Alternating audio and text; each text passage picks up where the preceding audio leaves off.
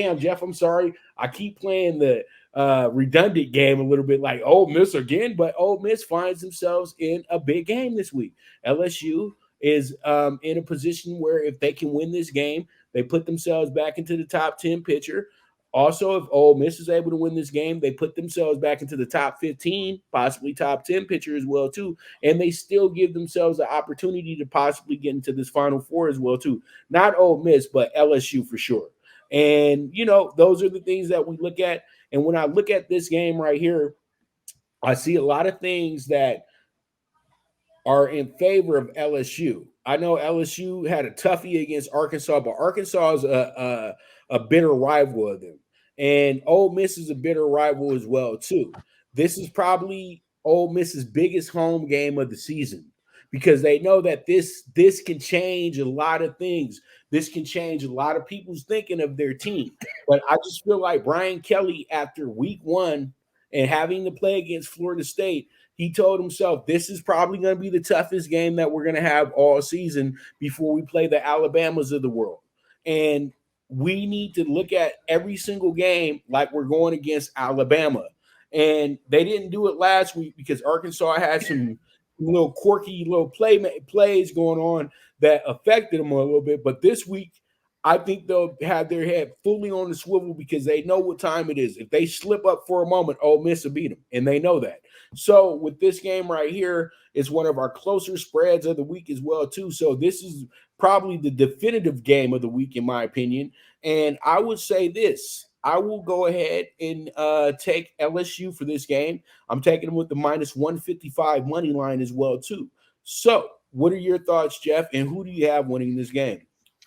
I've been looking at this game all week, and it was funny. I got done a festival on Saturday, got back to my room, and I was getting all geared up for the Notre Dame Ohio State game, and I started watching the LSU Arkansas game, and I never changed the channel. It was an amazing game. Arkansas played their butts off and actually could have and should have won that game. Pops, I've been an LSU backer. I've been the team total backer.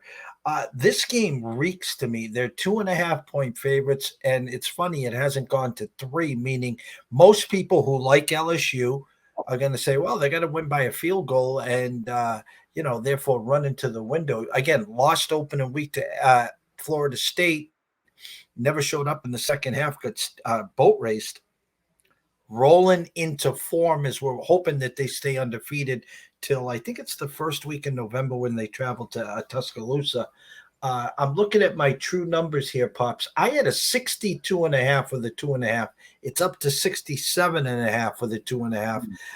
I'm rooting for LSU. I truly am, but I smell upset special here. For some reason, I think this number smells to me. I'd respect LSU more in the 3.5, 4.5, even 5 range instead of a 2.5. It smells to me, Pops. I like Ole Miss. I'd buy the hook to 3. I'd sprinkle a little money line on them to win the game outright. A 6 o'clock start in between. Cowbells will be ringing loud. I think Lane and company find a way to beat Mr. Kelly tonight on Saturday. All right. Sounds good to me. I love it. I love it. I love it. And man, it's going to be a great week. SEC has a great schedule this week because it was really tough because I could have talked Kentucky, Florida. I could have talked Alabama, Mississippi State. There's a lot of really good matchups in the SEC, and I expect heads to roll.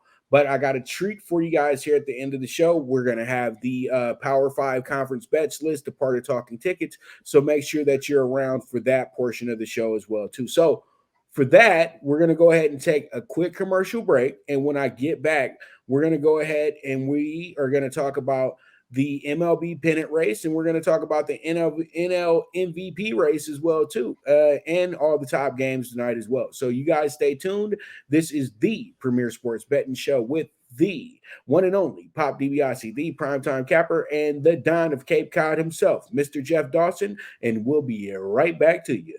Good News Only Racing Club, led by the legendary Doug O'Neill, the trainer of 2 Kentucky Derby winners, and I'll have another in Also trained 2-time Breeders' Cup champ Golden Sense, who are just a part of a long list of thoroughbred champions trained by Doug O'Neill. The Good News Only Racing Club has a young core of horses to look out for in Dennis's Celery, Irish Heatwave, and Notre Dame.